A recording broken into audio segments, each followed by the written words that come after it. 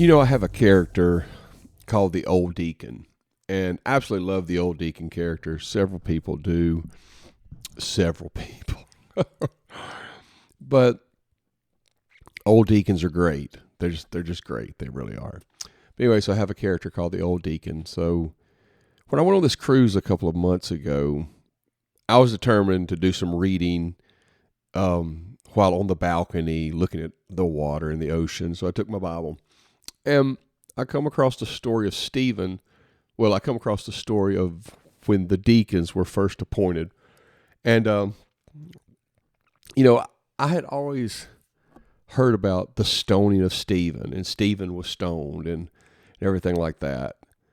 And never put much, maybe thought to the story until I got to reading about it. And Stephen was not a evangelist. He was not a missionary, I should say. He wasn't a missionary off doing missionary type stuff. I know that sounds really biblical, but he wasn't out doing missionary type stuff. He was appointed to take care of the widows and I believe the orphans. And he did such an excellent job at that.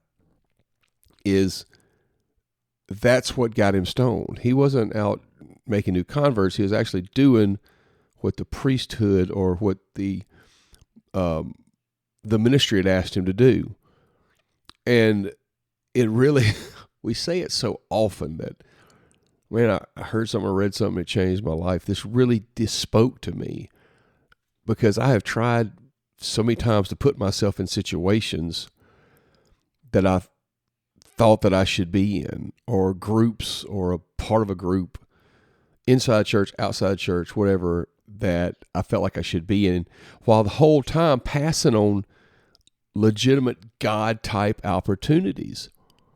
And when I got to reading about Stephen, I'm like, he did what they asked him to do.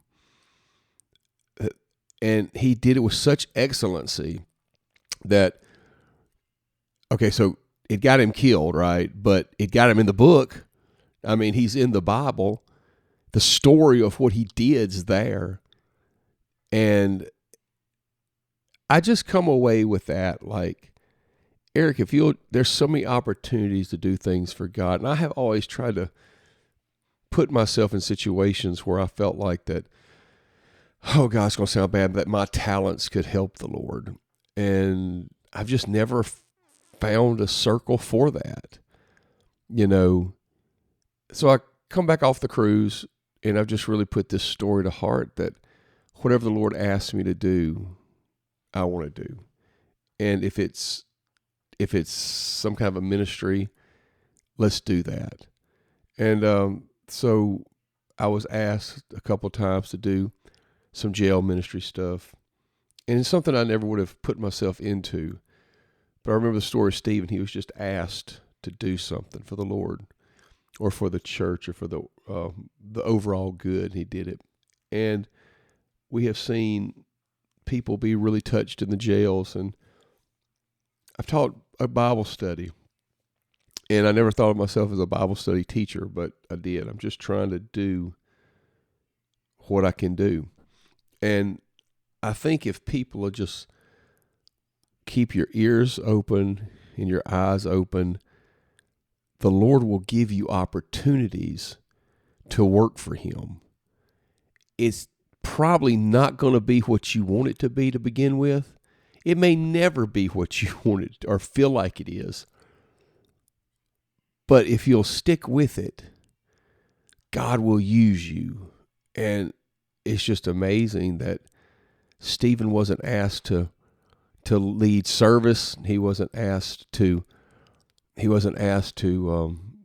help with the candy rain or whatever.